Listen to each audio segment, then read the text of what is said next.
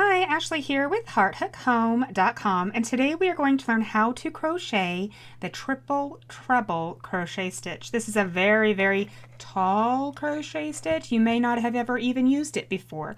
There are a few tricks and a learning curve to making these super tall crochet stitches, so let's whip some up together. When you're crocheting the triple treble crochet stitch, you can start with any number of chains.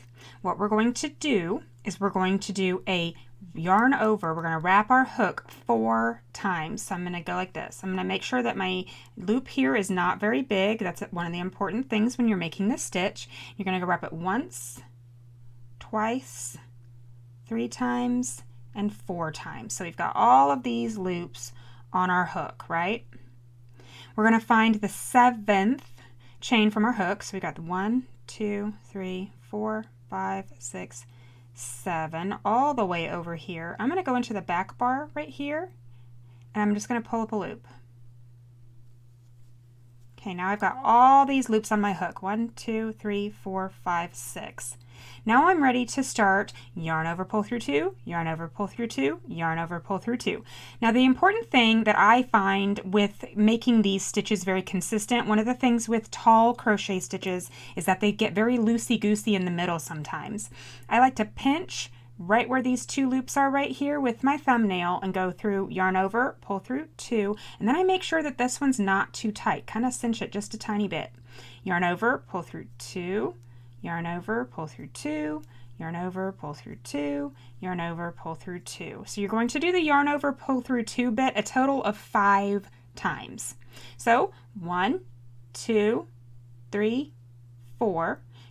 Another thing that helps to keep your stitches nice and tight when you're making these super tall stitches is to hold this yarn here and do not release the tension at all. I like to actually hold it with my pointer finger here, my index finger. So now I'm going to go into the next chain and I'm going to pull up a loop. Again, I'm going to make sure that this stays nice and tight. I want this to be nice and tight all the way across, and I'm holding my yarn very tight over here as well. I'm going to pinch these 2 bottom loops with my left thumbnail. I'm going to pull through 2. I'm going to make sure it's not a huge stitch, and then I'm going to yarn over, pull through 2, yarn over, pull through 2, yarn over, pull through 2, yarn over, pull through 2. And I'm always making sure that I have a very good tension everywhere I'm going, right? So 1, 2, 3, 4. Pull up a loop in the next chain, and we're going to go 1, 2, 3, 4, 5. 1, 2, 3, 4.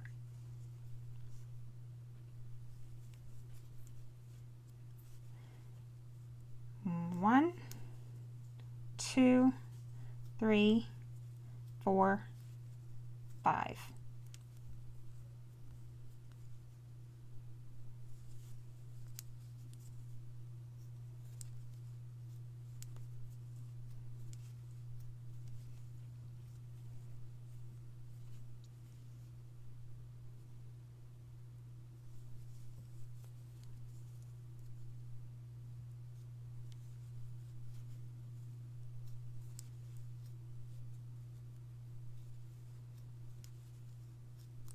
Just a couple more here, and then we will start a new row together. This really is all there is to that stitch.